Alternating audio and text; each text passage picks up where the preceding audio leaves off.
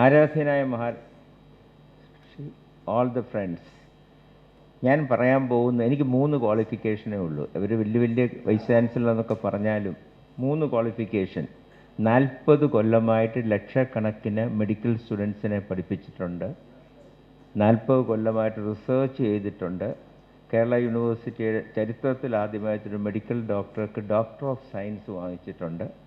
10-14 PG degrees ചെയ്തിട്ടുണ്ട്. അത്രയേ ഉള്ളൂ. 10-14 എല്ലാ സ്റ്റേറ്റിലും.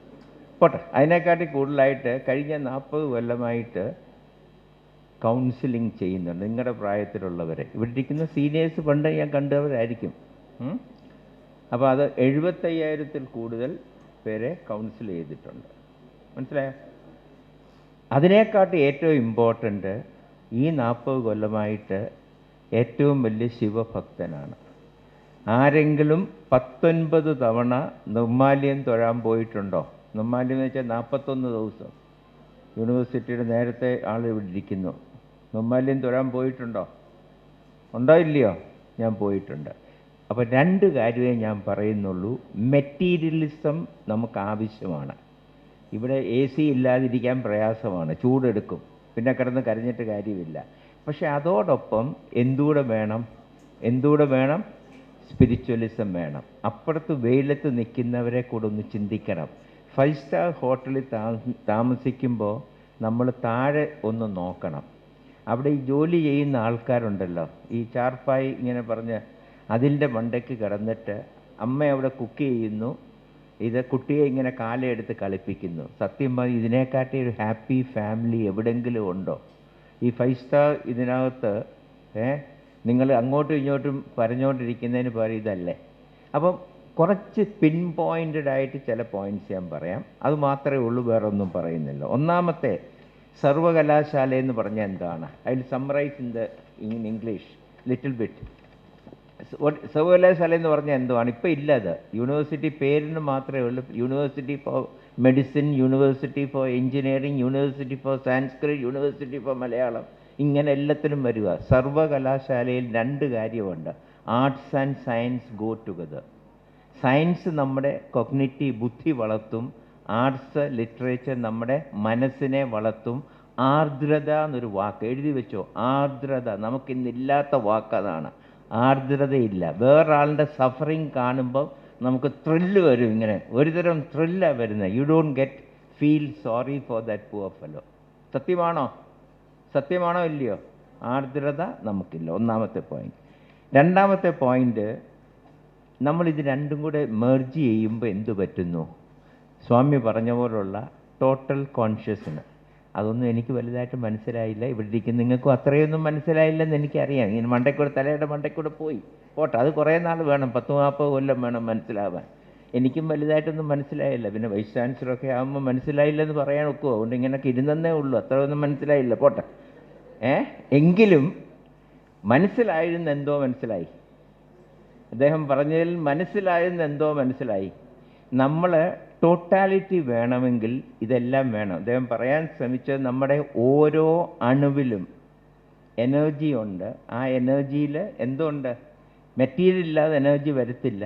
ബട്ട് സ്പിരിച്വാലിറ്റി ഇല്ലാതെ സംതൃപ്തി വരത്തില്ല. രണ്ടാമത്തെ വാക്ക് സംതൃപ്തി. ആഹാരം കഴിച്ചാൽ വിശപ്പടങ്ങും, സംതൃപ്തി വരത്തില്ല. സംതൃപ്തി വരണമെങ്കിൽ നല്ല ആഹാരം കഴിക്കും. രണ്ടാമത്തെ പോയിന്റ്. മൂന്നാമത്തെ, ഇപ്പോഴത്തെ ഏറ്റവും വലിയ ഇത് സ്റ്റൈലിനൊന്നും അല്ല ഇട്ടേക്കുന്നത്. എനിക്ക് തണുപ്പ് പറ്റില്ല, അതുകൊണ്ടാണ് കേട്ടോ. ചെറിയ മെഡിക്കൽ പ്രോബ്ലം ഉണ്ട്, അതുകൊണ്ടാണ് കോട്ടിട്ടേക്കുന്നത്. തെറ്റിദ്ധരിക്കണ്ട, കോട്ടെടുത്ത് തണുപ്പ് കൊണ്ട് മാത്രമാണ്. നമ്മൾ ഇടുന്ന കോട്ടും നമ്മുടെ ഡ്രസ്സുമാണ് നമ്മളെ ഇപ്പോൾ മുഖച്ഛായ, അല്ലേ? പണ്ടങ്ങനല്ല. പണ്ടത്തെ വില്ലന്മാർ വരുമ്പം വലിയ മീശയും ഇതും അവൻ്റെ വരവ് കാണുമ്പോൾ ഇപ്പം അറിയാമല്ലോ, ഇപ്പം റേപ്പ് ചെയ്ത് കളയെന്നൊക്കെ പറഞ്ഞ്. ഇപ്പം പക്ഷെ അങ്ങനത്തെ വരത്തില്ല. ഏറ്റവും handsome fellow will come and he will be doing it and you will never suspect. So the dress do not measure a person by the dress he is wearing. അത് വളരെ ഇമ്പോർട്ടൻ്റ് ആണ്, വെരി വെരി ഇമ്പോർട്ടൻറ്റ്. രണ്ടാമത്, ഇനി സമയമില്ലാത്തതുകൊണ്ട് പെട്ടെന്ന് പോവുകയാണ്. ഇതിനകത്തൊരു statement ഉണ്ട്. Earth has enough to satisfy the need of people. ഇത് ഇക്കണോമിക് ആണ്, ബട്ട് നോട്ട് ദ വാണ്ട്സ്. എന്തോ വ്യത്യാസം? നീഡ് ഈസ് ഉച്ചയ്ക്ക് വല്ലതും തരണം എന്നുള്ള നീടാണോ അല്ലയോ? ഉച്ചയ്ക്ക് അവർ ശാപ്പാട് തന്നില്ല, ചീത്ത വിളിക്കുവോ ഇല്ലയോ? മനസ്സിലെങ്കിലും ചീത്ത വിളിക്കുവോ? വിളിക്കുവോ ഇല്ലയോ? വിളിക്കും. അത് കോഴി ബിരിയാണി തന്നെ വേണമെന്ന് പറഞ്ഞാൽ എന്തുവാണത്? അത് വാണ്ടാണ്. അപ്പോൾ എല്ലാവരുടെയും നീഡ് സാറ്റിസ്ഫൈ ചെയ്യണം, വാണ്ട് സാറ്റിസ്ഫൈ ചെയ്യണം. 1 കിട്ടിയാൽ 10, 10 കിട്ടിയാൽ 100, 100 കിട്ടിയാൽ 1000, 1000നെ 10,000 ആക്കണം. കവി പാടിയിട്ടുണ്ട് അല്ലേ? അപ്പോൾ അത് വേണ്ട, അത്ര വലിയ ഇതൊന്നും വേണ്ട, ഉള്ളത് കൊണ്ട് ജീവിക്കാൻ പഠിക്കുക, അത്രയേ ഉള്ളൂ. Fearlessness is the first requirement of spirituality. ഇത് ആദ്യം കേട്ടപ്പോൾ ഞാൻ വെച്ച് ഏതോ മണ്ടനായിരിക്കും പറഞ്ഞതെന്ന്. അല്ല കേട്ടോ, അല്ല. ഫിയർലെസ്നെസ് എന്ന് പറഞ്ഞുകൊണ്ടല്ലോ, നമുക്ക് ആ സ്പിരിച്വൽ പവർ ഉണ്ടെങ്കിൽ 40 കൊല്ലമായിട്ട് ശിവ പൂജിച്ചുകൊണ്ടിരിക്കുന്നത് ഒരാൾക്ക്, ഞാൻ വെറുതെ പറയുന്നതല്ല, കഴിഞ്ഞ 1 വർഷമായിട്ട് ഞാൻ വേറൊരു ലൈനിലായിരുന്നു. നോൺ വെജൊക്കെ കഴിച്ചു തുടങ്ങിയിട്ട് 2 ദിവസമേ ആയിട്ടുള്ളൂ. അതിന് കാരണമുണ്ട്, മനസ്സിലായില്ലേ? അപ്പോൾ ഈ ഒരു കൊല്ലം എന്ത് പറഞ്ഞു, ഒരുപാട് നമുക്ക് ശക്തി കിട്ടും. വെൻ യു ആർ വേണ്ടാന്ന് പറയും, റിനൗൺസിയേഷൻ. ലോകത്തെ ഒരു കൾച്ചറിലും എനിക്ക് വേണ്ടാന്ന് പറയുന്ന റിനൗൺസിയേഷൻ ഇല്ല, ഇന്ത്യൻ കൾച്ചറിൽ മാത്രമേ ഉള്ളൂ. മനസ്സിലായോ? We don't want it. വ്രതം, I am not eating, I don't want this one. വേണ്ടാന്ന് പറയാനും ഒരുപാട് ഫിയർലെസ് വേണം. പേടിക്കുന്ന ബുദ്ധ എന്താ പറഞ്ഞേ? ശ്രീബുദ്ധ പറഞ്ഞത് ഫിയർ എന്തുകൊണ്ട് വരുന്നു? എന്ത് സംഭവിക്കുന്ന അറിയാത്തതുകൊണ്ട്. അപ്പം പരീക്ഷയ്ക്ക് പോകുമ്പം ഞങ്ങൾ പോകുന്ന എന്താണെന്നറിയോ? കൂടി വന്നാൽ എന്തോ പറ്റും, തോക്കും, അത്രയല്ലേ ഉള്ളൂ. വെടിവെക്കത്തൊന്നും ഇല്ലല്ലോ, എന്നാൽ പോട്ടെ, സാരമില്ല. കിട്ടിയാ? If you are afraid of being fail, അത് ഞങ്ങളുടെ മെഡിസിനിൽ പറയാം, ഏറ്റവും നല്ല സർജറിയുടെ സ്റ്റുഡൻസ് പോയി തോക്കും. അതേസമയം എല്ലാ കൊല്ലം പൊട്ടി വന്നവനുണ്ടല്ലോ, ഒരിക്കലും തോക്കത്തില്ല. എന്താ കാര്യം? ഫൈനൽ എക്സാമിനേഷൻ അവനറിയാൻ ജയിക്കാനുള്ള സാധ്യത കുറവാണ്. അതുകൊണ്ട് എറിഞ്ഞു നോക്കാൻ, കിട്ടട്ടെ, കിട്ടിയില്ലെങ്കിലും കുഴപ്പമൊന്നുമില്ല. മറ്റവനതല്ല, ഓരോ നിമിഷവും തോക്കുവോ എന്നുള്ളത്. The brilliant student is always worried about failure but not the usual. അതുകൊണ്ട് തോക്കണം എന്നല്ല, സപ്ലി വേണം എന്നല്ല ഞാൻ പറയുന്നത് കേട്ടോ. ഇനി Gandhiji believed in something called self discipline. ഇന്ത്യയിലൊരു കാര്യം പറയും, 100% അദ്ദേഹത്തോടെ എനിക്ക് യോജിപ്പുണ്ടെന്നല്ല ഞാൻ പറയുന്നത്, പക്ഷേ ഒരുപാട് കാര്യത്തോടെ യോജിപ്പുണ്ട്. അത് ഏറ്റവും important self discipline. He has actually the world has done a huge injustice to him. അദ്ദേഹത്തിൻ്റെ സെൻറ്റിനറിക്കെങ്കിലും എന്തു കൊടുക്കണമായിരുന്നു? Nobel peace. ആ നോബൽ പ്രൈസിൻ്റെ വില പോയത് ബിക്കോസ് ലോകത്തെ ഏറ്റവും വലിയ പീസ് അപ്പോസ്റ്റലിന് അത് കൊടുത്തില്ലെങ്കിൽ പിന്നെ അതിനെന്തോ വില? ഒരു വിലയില്ല. Simple as that. അതൊക്കെ അതിൻ്റെ മണ്ടയ്ക്ക് അപ്പോൾ പൊളിറ്റിക്സ് ഉണ്ടെന്ന് പറയുന്നു. ഞാൻ കൂടുതൽ പറയുന്നില്ല, അബദ്ധത്തിൽ ചെന്ന് ചാടും, അതുകൊണ്ട് വേണ്ട. അങ്ങ് പറഞ്ഞു പോയാൽ ചിലപ്പോൾ അബദ്ധത്തിൽ ചാടും. ഗാന്ധിജി ഒരു കാര്യം കൂടെ പറഞ്ഞു, science should not be for exploitation. ഇപ്പോൾ നടക്കുന്നത് എന്താണ്? Science is for exploitation. ഇത് ഗാന്ധിജി മാത്രമല്ല, നെപ്പോളിയനും പറഞ്ഞാണ്, you can win people by sword, we can also win people by heart. 2 വിധത്തിലും ചെയ്യാം. ഞാൻ പറഞ്ഞാൽ മനസ്സിലായോ? പല വിധത്തിൽ നമ്മളെ ഇപ്പോൾ ഇൻഫ്ലുവൻസ് ചെയ്യും. കൊളോണിയലിസം ഒക്കെ പറഞ്ഞു, ഇപ്പോൾ ഒന്നും പറയണ്ട. പക്ഷേ ഇപ്പോൾ ചെയ്യുന്ന കൾച്ചറൽ ഇൻവേഷൻ. ആദ്യം ഇന്ത്യ എന്തുകൊണ്ട് തോറ്റു പറഞ്ഞേ? Why India fail in front of the British? ഒറ്റ റീസണേ ഉള്ളൂ. എന്തുവാണ്? Gun powder. We didn't have gun powder അല്ലേ? അതാണ് മെയിൻ റീസൺ.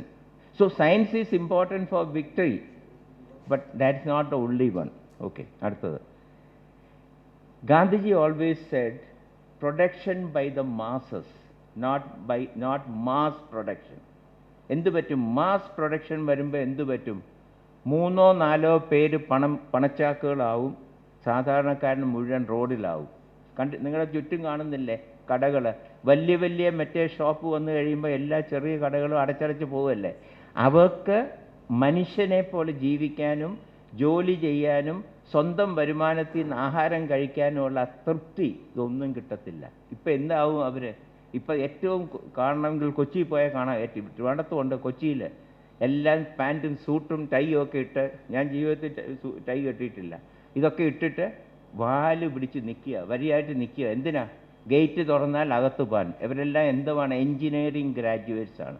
ഇതാണ് കഷ്ടം, ഇന്ത്യയുടെ എഡ്യൂക്കേഷന് പറ്റിയ ഏറ്റവും വലിയ കഷ്ടം.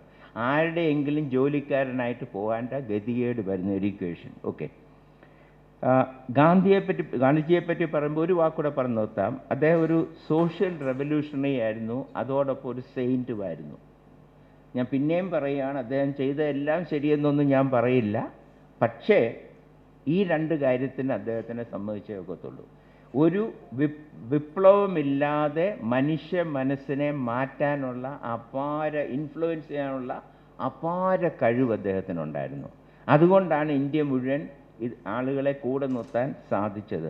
ഈ ആളുകളെ കൂടെ നിർത്തുന്നതിന് ഒരുപാട് ടെക്നിക്കുണ്ട്. അതിലേറ്റവും ഇമ്പോർട്ടൻറ്റ് ടെക്നിക്ക് എന്തുവാണ്? സിൻസിയറിറ്റി. അദ്ദേഹം പറഞ്ഞതിനോട് നമുക്ക് യോജിക്കുകയോ വേണ്ടായിരിക്കും, അത് ചെയ്യാം. പക്ഷെ അദ്ദേഹം പറഞ്ഞതേ ചെയ്യത്തുള്ളൂ, പറയാത്ത ചെയ്യത്തില്ല. സത്യമാണോ? അപ്പോൾ അത് വളരെ ഇമ്പോർട്ടൻ്റാണ്. ഇന്നുള്ള നമ്മുടെ ലീഡേഴ്സിന്, ഇൻക്ലൂഡിങ് ഞങ്ങൾ ഗ്രൂപ്പ് ഓഫ് വൈസ് ചാൻസലേഴ്സ്, ഇല്ലാത്തൊരു ക്വാളിറ്റി അതാണ്. പറഞ്ഞതല്ല ചെയ്യുന്നത്, ചെയ്യുന്നതല്ല പറഞ്ഞത്. Sir, is it correct? I am talking about, even I was also a vice chancellor. We also don't do what we say and don't say what we do. 100%. See. ഞാൻ 5 കൊല്ലം vice chancellor ആയിരുന്നു. അതിനകത്ത് ഏറ്റവും വലിയൊരു കാര്യം എന്താ, എനിക്ക് ഏറ്റവും ഭാരതരത്നം കിട്ടിയപ്പോൾ എന്താണെന്നറിയോ? ഫോമർ ചീഫ് മിനിസ്റ്റർ കാണാൻ പോയിരുന്നു നിംസിൽ. അപ്പോൾ അദ്ദേഹം എന്നെ കണ്ട് ഇണ്ണിച്ചു. ഞാൻ ഞെട്ടിപ്പോയി. എന്നെ കണ്ട് ഇണ്ണിക്കേണ്ട കാര്യമില്ല, you was A former chief minister. അദ്ദേഹം പറഞ്ഞൊരു വാക്ക് എന്താണെന്ന് വെച്ചാൽ, എടാ 5 കൊല്ലം ഒരു കൊണസ്റ്റ് ഉണ്ടാക്കാൻ നീ എങ്ങനെ മാനേജ് ചെയ്തെന്നാണ് ചോദിച്ചത്. പത്രത്തിലൊരു വാക്ക് വന്നില്ല, ഒരു ഫോട്ടോ വന്നില്ല, ഒരു ഈവൻറ്റ് വന്നില്ല, ഒന്നുമില്ല. But students were happy. ലോകത്ത് ആദ്യമായിട്ട് 326 കോളേജ് കുട്ടികൾ ചേർന്ന് ഒരു most student friendly vice chancellor എന്നൊരു അവാർഡ് കൊടുത്തു. കാരണം എന്താണെന്ന് ചോദിച്ചാൽ, ഞാൻ ഒരു കാര്യം പറഞ്ഞു, അവിടെ ഏറ്റവും വലിയ പ്രോബ്ലം 1/2 മാർക്ക് 1 മാർക്കിന് ഇൻറ്റേർണൽ അസസ്മെൻറ്റിന് തോക്കും കുട്ടികൾ. മനസ്സിലായോ? For half mark 1 mark they will fail for internal assessment, fail in theory also, they lose a year. So I made a statement that before you do give internal assessment, don't put the photograph of the God, put the photograph of your child in front, okay? And then give the mark. If you go wrong, 7 generations of your children will suffer. How many? 7 generations. I think that is enough. I have taken more time. There are a lot more things, but I will stop here. Thank you very much.